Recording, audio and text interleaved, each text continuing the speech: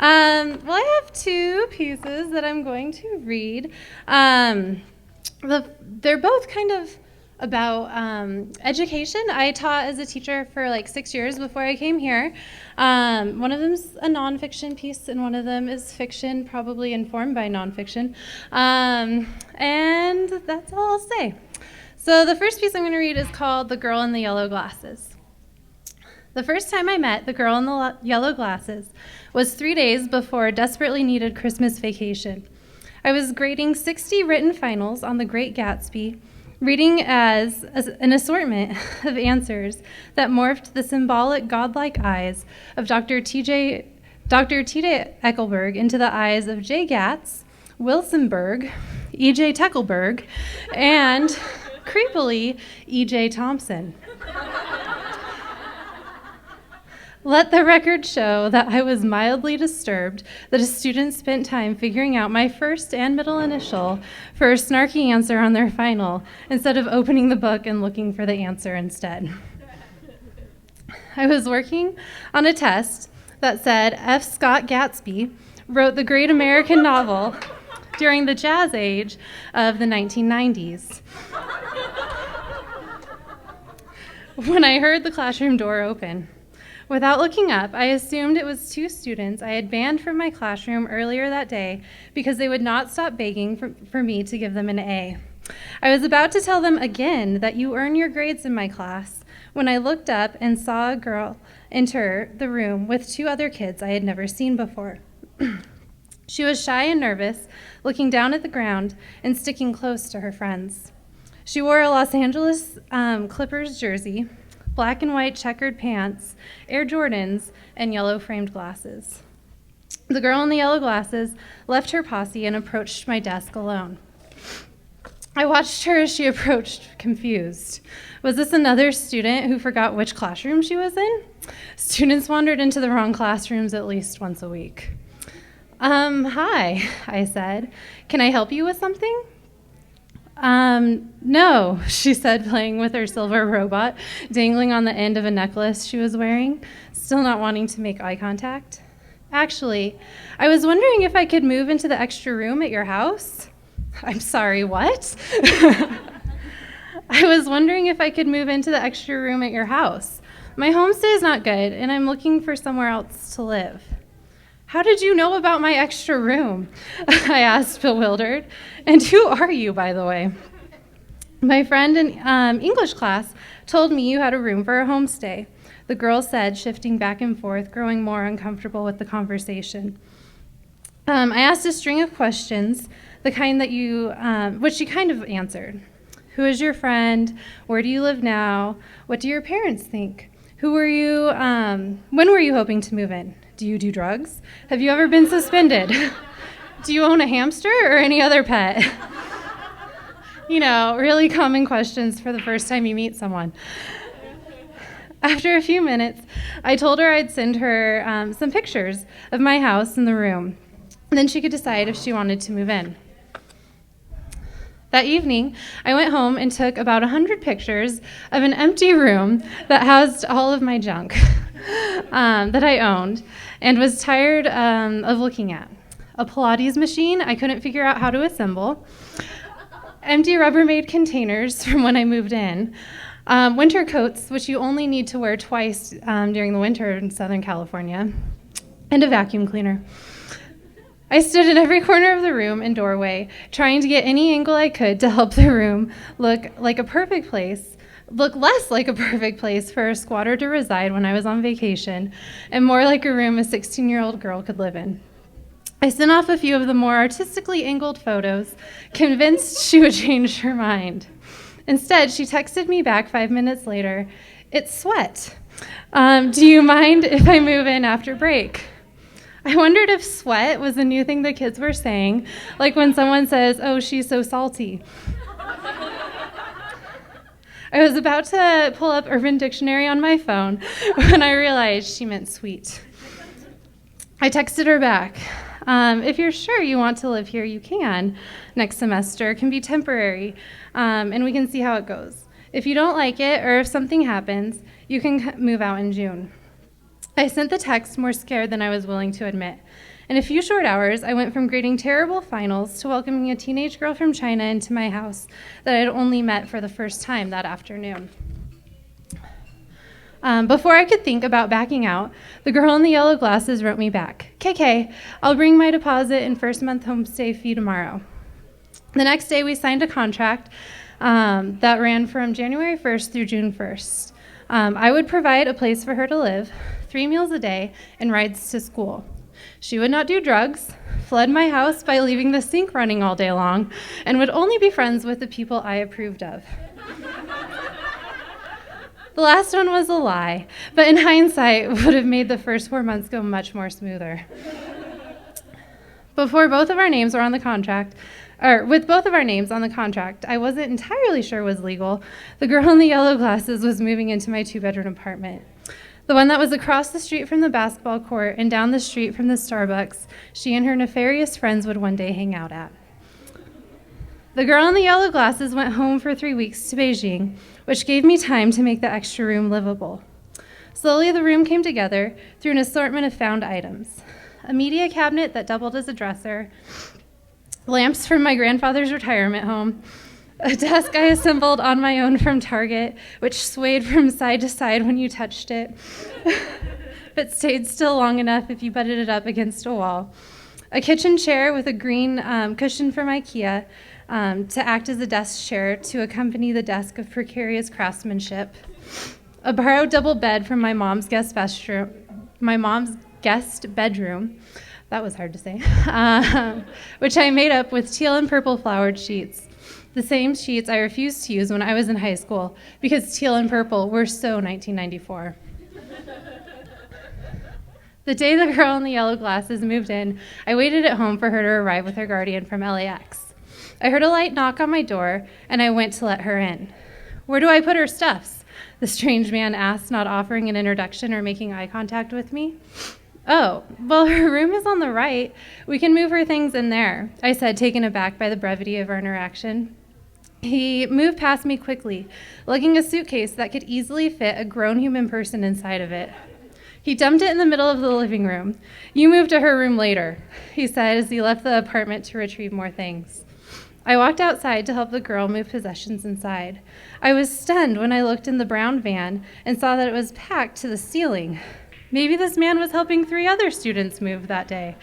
I thought naively to myself. "Is this all your stuff?" I asked the girl. "Yes, I threw away a lot of stuff before I moved here," she said, smiling brightly, though the 13-hour flight from Beijing to LA was starting to show in her eyes. 1 hour, 35 individual Nike shoe boxes, and 1 human-sized suitcase later, the girl in the yellow glasses was moved into the living room.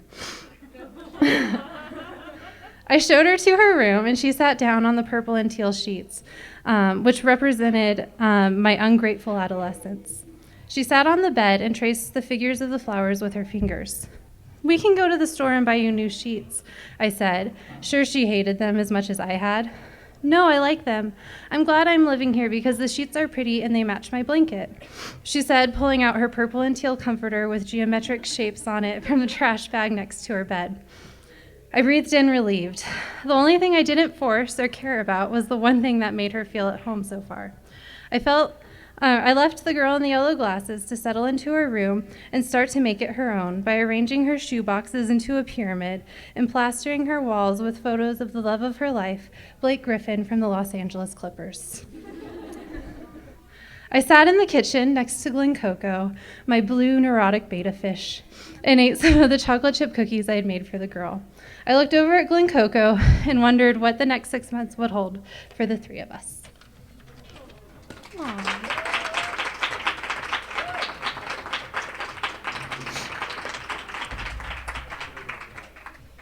All right, thanks.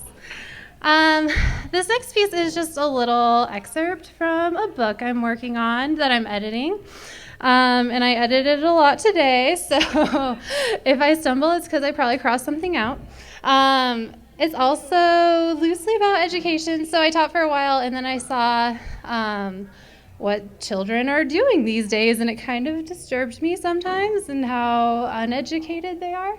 And so I kind of wrote like speculative fiction, dystopia set in the future, where education is like the best thing, but maybe not the best thing. I sat in my History of the State class singing the words to a song I wrote in my head while Professor Hashtag rattled on for the millionth time about President Booty and her campaign for education reform. I love s'mores Pop-Tarts most of all. I love s'mores Pop-Tarts because they taste like fall. I sang in my head to a beat I had heard earlier that day. I was really too shy to sing that to you. I felt a tap on my shoulder from behind. I turned to look at my friend Poppy, her face full of fear. I wondered what I'd missed in lecture. Had Professor Hashtag told us something new today? Something that cast President Booty in a positive light for once and not as a genocidal terrorist that she really was? I turned back around to listen and was face to face with Professor Hashtag. I wanted to laugh and then recoil at his presence. He was always the epitome of cool. His tight jeans were rolled at the cuffs, and he wore a different pair of loafers every day. He wore a plum button-down shirt, and his hair was perfectly coiffed and asymmetrically leaning to one side. My boring brown eyes met his fierce blue ones, and instantly I knew I broke another law. I just wasn't sure which one. Hello, Professor Hashtag. Did you call on me? Because I think I fell asleep, and I couldn't hear you. I lied, trying to hope he was as stupid as he looked. You were sleeping? He asked, proving that he did have some brain matter. I looked over at my friend, and she shrugged as if to say, sorry, I can't help you. Well, I meant I was almost asleep. Fallon, you were just singing in the middle of class, he said, still glaring at me. No lie was going to get me out of this one. I had a class full of state-educated university students that would back up Professor Hashtag's story. I just hoped he didn't realize that I created the lyrics I was singing. What's more, I had never heard that song. Did you create your own lyrics? There is no crime worse than the crime of creating. After all the laws I'd accidentally broken in the last 5 years, I'm sure Headmaster Netflix would label me uneducated and expel me to the metal. I didn't mean to. I was trying to think of anything I could to explain my behavior. I didn't even know I was singing. Is it really that bad to sing on accident? I guess we'll let Headmaster Netflix decide how bad it is to accidentally create song lyrics. Gather your things and go to his office immediately, Hashtag said, turning while pulling out his phone out of his pocket, calling the administrative wing. Hashtag using his phone for a voice-to-voice, real live, actual phone call meant I was in huge trouble. No one used their phones for conversations anymore. Emojis and pictures work so much better. Hello? Give me Netflix. Yes, I'm calling about Fallon. She's on her way to the office. Pause. Yes, she broke another law. Another pause. Bae, I would really just rather talk with Netflix directly. Pause. Thank you. I looked at my friends and mouthed goodbye to them. Fallon, Professor Hashtag said, putting his hand over the receiver of his phone, leave now. Concealing my anxiety, I stood up from my middle seat and slowly made my way to the moving sidewalk that ran through the university. Dread filled my body as I was ushered down the hall. Once I was out of the class and on the moving sidewalk, the bell rang, and my classmates lethargically stumbled their way into the hallway to switch classes or go to first lunch. As my classmates' bodies pressed in around me, I watched the cliques forming throughout the hall. Most of them were on their cell phones, sending photos to people standing right next to them. As I rode by the different groups of friends throughout the hallway, I noticed the cliques were largely formed by names. A few years after my parents were born, the state issued strict naming laws. The mission of those laws were to help parents name their children in ways that reflected values of the state. On my right was a group of kids who were always trying to be the cutting edge of cool, but were tragically a few years behind. The group consisted of students with names that would have been cool 20 years ago, like Lol and Omj. No matter how many new outfits or hairstyles they tried, they were always teased. Next to them were a group of kids named after the unnatural. They were standing next to some lockers, avoiding eye contact with anyone that walked by.